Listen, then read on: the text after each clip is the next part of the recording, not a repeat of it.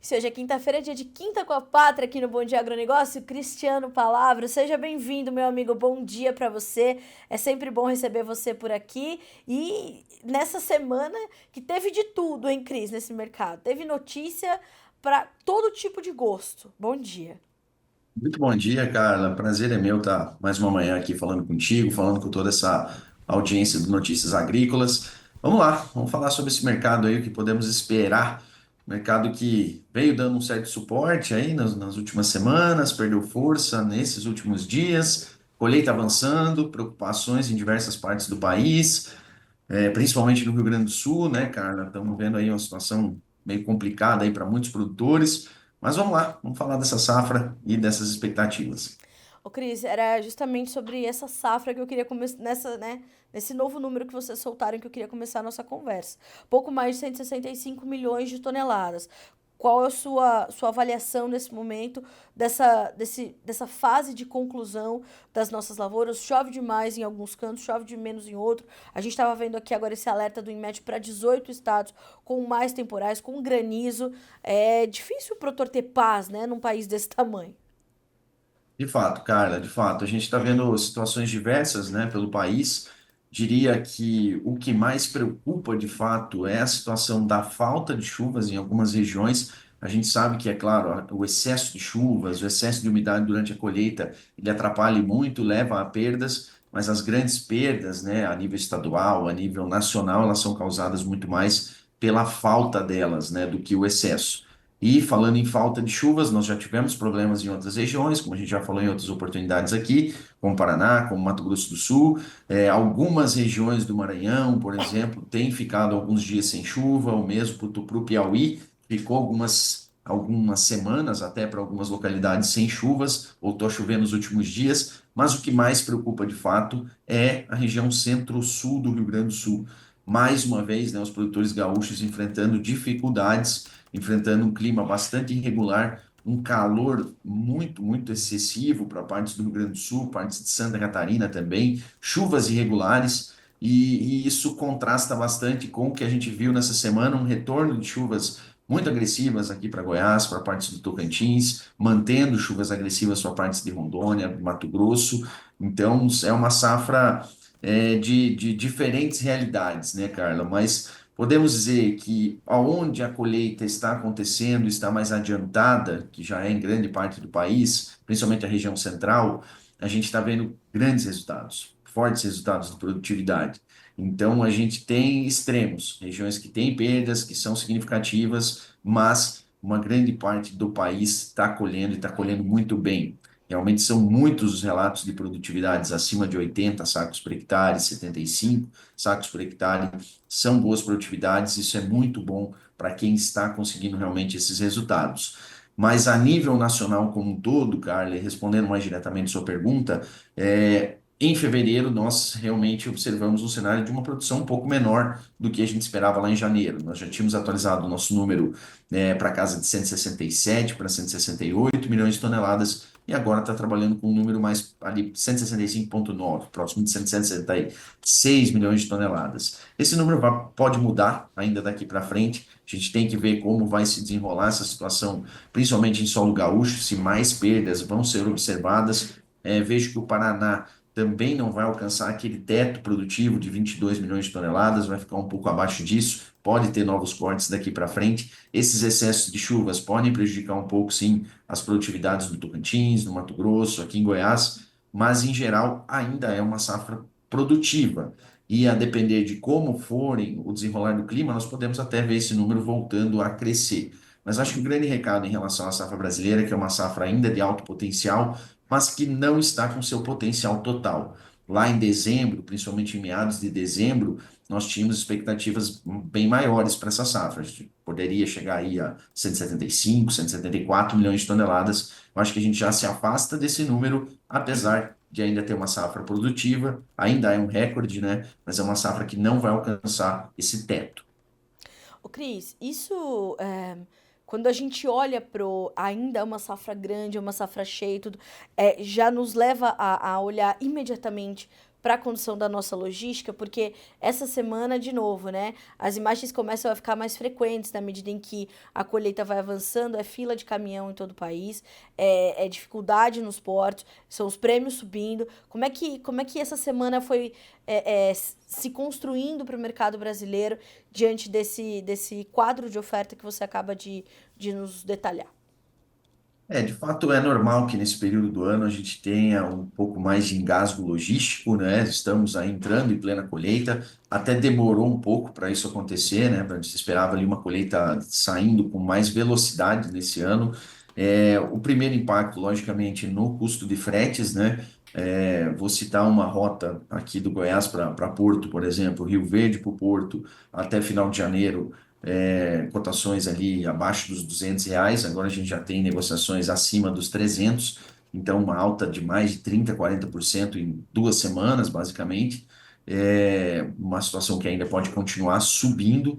Essas filas nos armazéns é uma coisa que vai acontecer.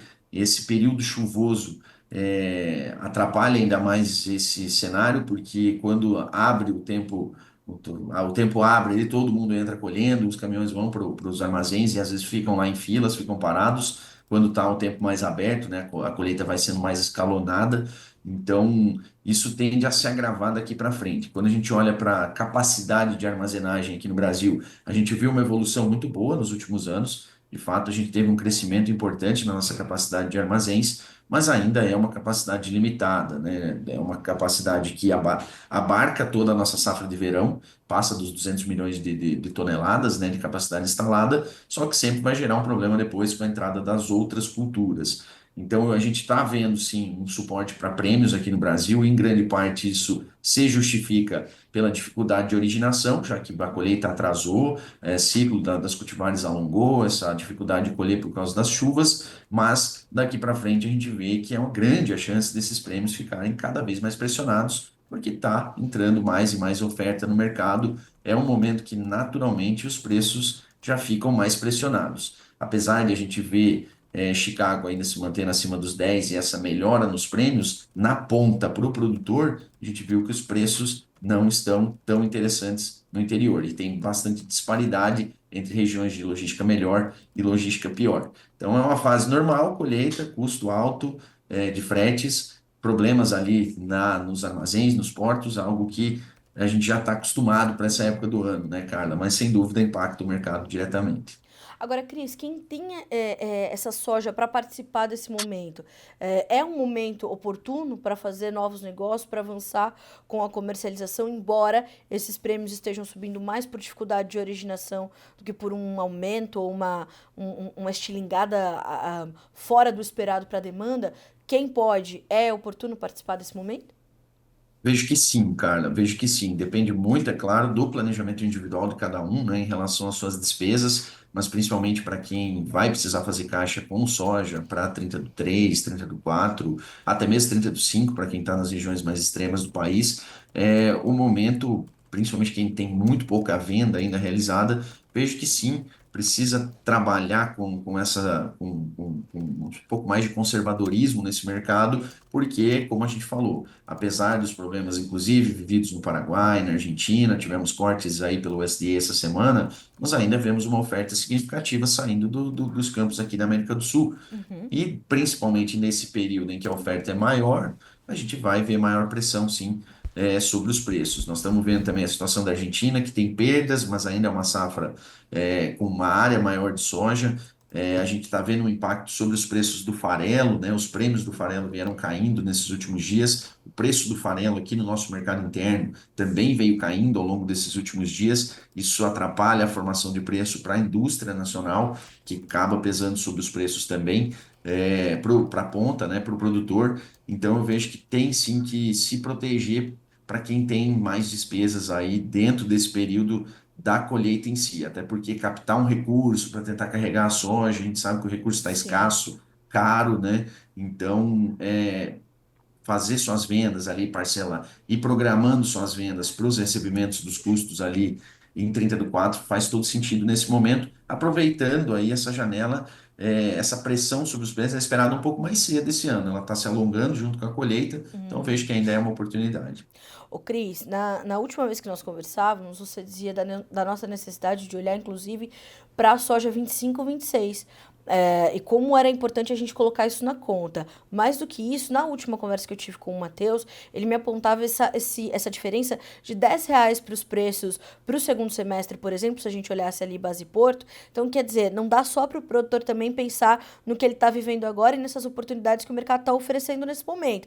Tem que olhar para frente, não só para terminar de comercializar a soja 24 e 25, como entender como está se formando a comercialização e a formação de custos para 25 e 26. Tem que ampliar o horizonte. Com certeza, Carla. A gente sabe que muitos produtores, devido à alavancagem de crédito, vão ter que, vamos dizer assim, matar essa safra 24, 25, né, para depois conseguir liberar sua capacidade de compra e ir efetivamente para o mercado de insumos. Porém, isso não é o ideal, né, Carla? A gente já viu que teve uma janela favorável, por exemplo, para a compra de KCl ao final de 2024. A gente vê uma janela favorável nesse momento para outros insumos, alguns químicos, até mesmo parte de sementes, outros adubos. Há um cenário de dificuldades, inclusive, para a gente ver uma queda mais consistente no mercado de fosfatados, que é o que mais tem pesado aí, tanto na última safra como nessa, em relação ao custo. Então, é um momento de colher essa safra atual, fazer sua programação de vendas da safra atual, mas sem tirar realmente os olhos lá de 25, 26. A gente vê que os preços para 25, 26 seguem mais atrativos, né, do que os preços para 24, 25, para essa safra imediata, e a gente vê que para a parte de insumos existem sim algumas oportunidades. Quando a gente olha para um pacote, né, de insumos para o ano de 2025, 26, a gente vê uma condição muito parecida com o que viu no último ano, porém com itens diferentes pesando mais ou menos dentro da composição de custos, cara. Quando a gente olha para o Mato Grosso, que é tido como um benchmark para o nosso mercado, por ser o mercado que roda mais cedo, vamos falar assim, onde as compras são mais antecipadas, um pacote geral de insumos ali, pensando uma adubação de 90, 100 pontos de fósforo e potássio, tirando na faixa ali de 28 sacas, mais ou menos, por hectare. E no ano passado era muito próximo disso também. Só que no ano passado, principalmente para quem comprou seus adubos, né, até o mês de abril, mês de maio, o peso dos adubos chegava ali a essas 12, 11, 13 sacas, dependendo da intensidade da adubação. Para 90, 100 pontos, 11 mais ou menos. Esse ano a gente está vendo muita dificuldade de ficar abaixo de 14, enquanto itens como sementes e químicos reduziam um pouco. Então, no total, ficou muito parecido com o ano passado, só que o adubo está pesando mais nessa conta. E isso abre realmente essa essa atenção do produtor de tentar aproveitar essas janelas de compra, né? Não vai fechar um pacote completo, vai comprando seu pacote por itens, e a gente viu que alguns itens já deram uma oportunidade que não vai voltar. Então, a composição desses custos para o ano que vem, e aí fazer suas vendas para o ano que vem, já travando esses custos, já tem que começar por agora, de fato, porque algumas oportunidades, como foi até o caso do KCL, acaba acontecendo e depois podem não voltar. Até porque, né, Cris, toda essa condição, ela ainda precisa ter colocar nessa conta justamente essa logística insuficiente que o Brasil tem. Então, olhar para isso também é importante, entender quais serão os custos logísticos e os custos de oportunidade. Com certeza, com certeza. Acho que isso é algo que sempre tem que estar muito na atenção do produtor, inclusive pensando nesses fatores logísticos, cara, olhando também para os juros, pensar numa estratégia, por exemplo, de não carregar muito grão por causa do custo do armazém, ou ficar no mercado balcão, que às vezes não reage como reage o mercado disponível, pensar também na quebra técnica, no custo do dinheiro. E às vezes uma venda mais antecipada, já colocando esse recurso para girar, ou numa aplicação financeira de 1,1% que a gente tem novamente aqui no Brasil com a alta da Selic, colocar esse recurso rendendo aí ao longo de 6 meses, dependendo da região, se tiver uma soja de 120, a gente está falando aí de mais 8, 9 reais em cima dessa soja garantidos. Enquanto se ela estiver no armazém, ele vai estar no risco do mercado e carregando um custo lá para frente. 6 a 7 meses vai dar esse custo para ele, né, de 6, 7, 8 reais. Então, é uma conta também que o produtor tem que fazer.